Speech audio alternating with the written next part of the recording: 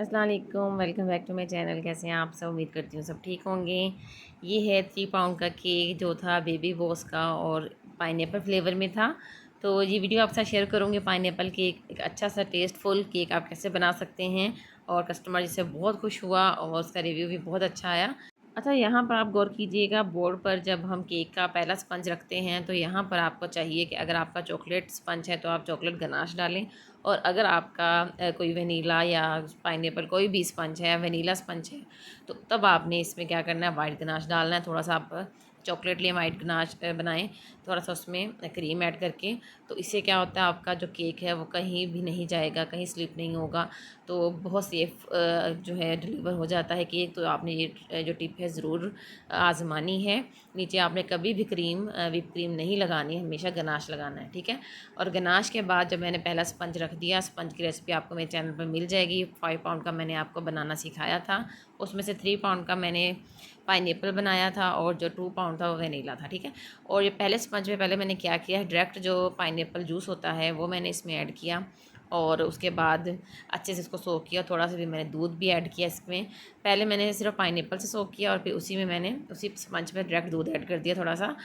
इस तरह क्या होगा, एक तो पाइनएप्पल का भी फ्लेवर आएगा, दूध से क्या होगा, बहुत अच्छा सोकिंग होता है उसका। और जो चंक्स थे पाइनएप्पल के, ये मैंने कट कर लिए थे, जैसे साबुत होते हैं ना बड़े बड़े, वैसे नहीं आपने ऐड करने। इससे क्या होता है कि जब कटिंग होता है केक तो उसके जो स्लाइस हैं वो सारे ख़राब हो जाते हैं, सही से कट नहीं होता। इसलिए आपने छोटे छोटे चंक्स में आपने पाइनएप्पल डालना है और भर के डालना है अच्छे से। इसी तरह आप देख रहे हैं, मैं दूसरा जब स्पंज रखा है तो पहले मैंने पाइनएप्पल जूस डाला, फिर मैंने दूध भी डाला है, ठीक है।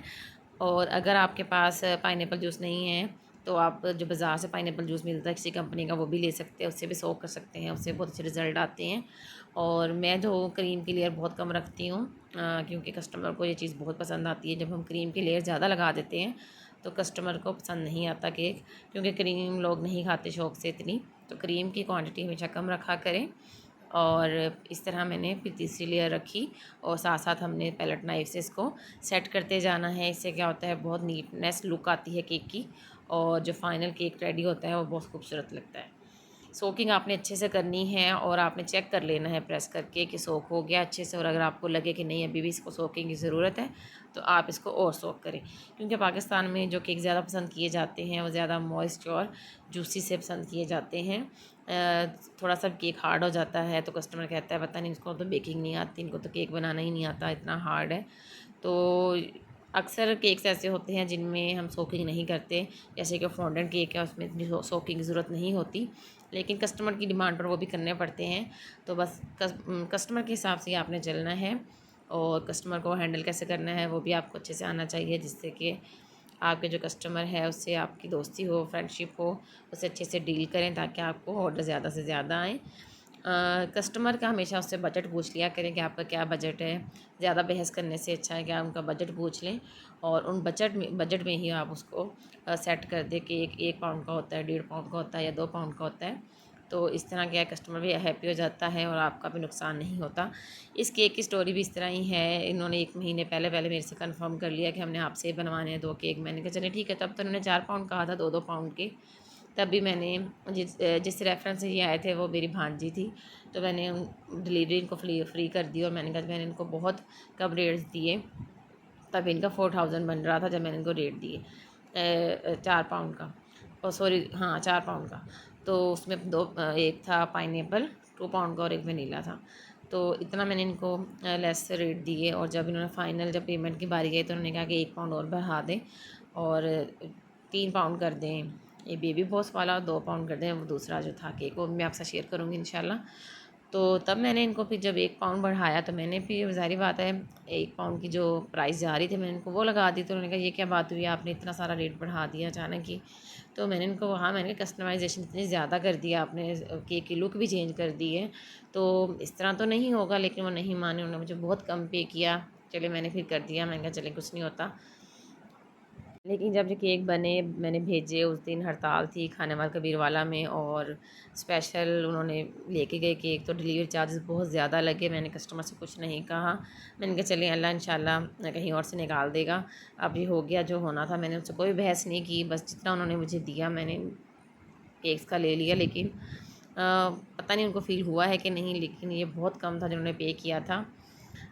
अच्छा, ये मैंने इसका जो क्रम कोट करके मैंने इसको फ्रीज़र में रख दिया था, डायरेक्ट फ्रीज़र जहाँ बर्फ़ जमती है ना। मैंने ये केक सुबह 9 बजे वहाँ रख दिए थे, शाम 5 बजे डिलीवर करने थे। मुझे था अच्छे से ये चिल हो जाएँ जब ये जाएँ, और उन्होंने कहीं है खानेवाल में फोर्ट होटल है, वहाँ पे उन्होंने सेलिब्रेशन करनी थी। मुझे था कि बिल्कुल ठंडे हों और अच्छे से वो सर्व कर सकें। तो मैंने अच्छे से क्या किया, क्रम कोट करके ना इसको मैंने फ्रीज़र में रख दिया। जब ये शाम को मैंने 4 बजे निकाले तो ये फ्रीज़ हो चुके थे अच्छे से। फिर मैंने इनका फ़ाइनल कोट किया, और जो मैंने फ़ाइनल कोट किया बहुत जल्दी से क्रीम भी सेट हो गई, हर चीज़ सेट हो गई अल्हम्दुलिल्लाह। और जो केक है वो बहुत 2-2.5 घंटे बाहर रहा है, जब डिलीवर हुआ है तो बहुत सेफ़ली ये अपनी जगह पहुंचा है। तो गर्मी बहुत ज़्यादा है तो फ्रीज़र में आप केक रख सकते हैं, कुछ भी नहीं होता।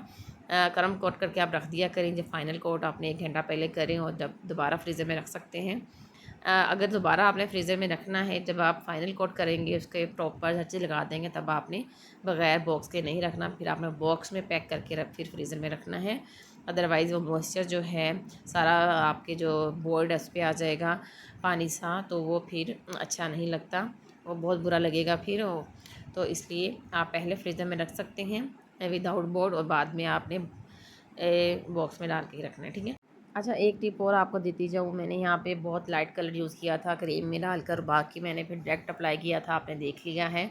और मैंने एक साफ़ सा कपड़ा अपने पास रखा होता है बोर्ड साफ़ करने के लिए, और जो स्क्रैपर होता है उसको मैं साफ़ करती होती हूँ क्रीम उतार कर एक दफ़ा। इससे क्या होता है, बहुत जल्दी नीट लुक आ जाती है और केक सेट हो जाता है।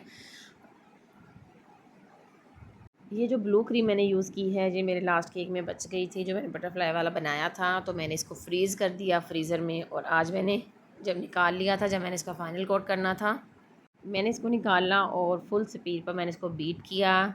इसका थोड़ा वॉल्यूम आ गया, फिर मैंने इसको पाइपिंग बैग में डाला और नीचे इसका लेयर दे दी एक।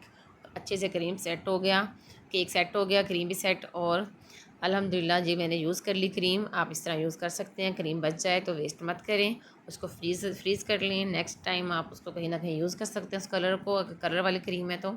अगर वाइट है तो आप उसको केक के अंदर दे सकते हैं, ठीक है। ये मैंने टॉपर्स लगा दिए जब मैंने इसके फ़ाइनल किया। और इसके जो फॉन्डेंट वर्क था वो मैंने सुबह 6 बजे करके रख दिया था मॉर्निंग में, ताकि अच्छे से ड्राई हो जाएँ। बारिश का मौसम है, जल्दी ड्राई भी नहीं हो रहे थे। तो ये इसकी जो स्ट्रिप्स थी, मैंने एक ही स्ट्रिप्स दोनों लग गई थी कटिंग करके, क्योंकि हाइट ज़्यादा नहीं थी और स्ट्रिप्स मैंने बहुत लंबी काट ली थी। फिर मैंने कैंची से सेट कर दी। और जो मैंने टाई बनाई थी ब्लैक कलर की, बहुत प्यारी बनी थी, लेकिन वो बहुत बड़ी बन गई थी। फिर मैंने एंड टाइम पे बस मुझे समझ नहीं आई तो मेरे से ख़राब हो गई, मैंने जल्दी में इसको सेट नहीं किया सही से। फिर मैंने वो हटा दी, और जो मैंने 1 नंबर काटा था, फर्स्ट बर्थडे थी, तो फिर मैंने वो सामने 1 लिख दिया।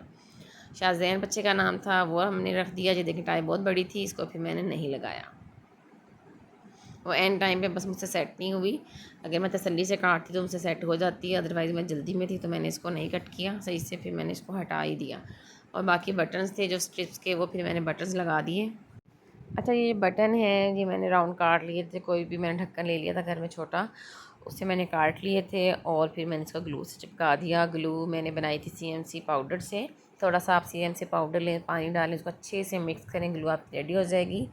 उससे भी मैंने ये चिपका दिए थे। और बाकी मैंने स्टार्स काट लिए थे ब्लू कलर के, वो मैंने रख दिए।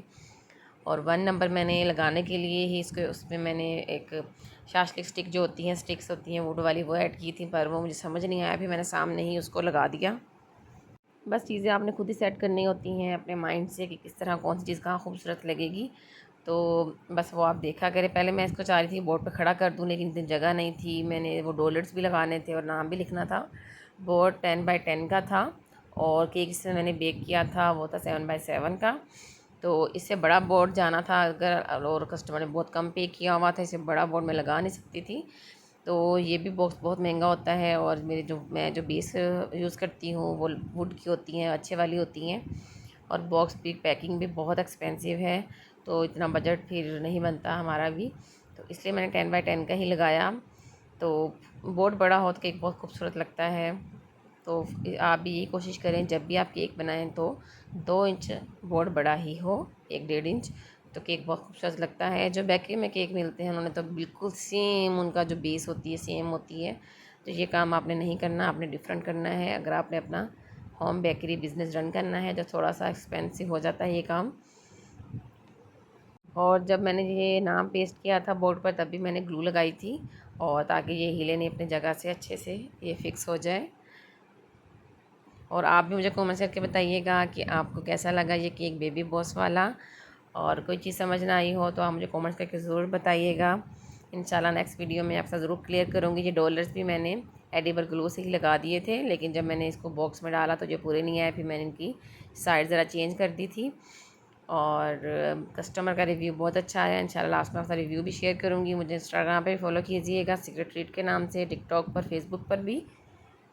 इसी के साथ मैं इजाज़त चाहूँगी, फिर मिलेंगे इंशाल्लाह एक नई वीडियो के साथ। अपना बहुत ख्याल रखिएगा, दुआ में याद रखिएगा। खुदा हाफिज़।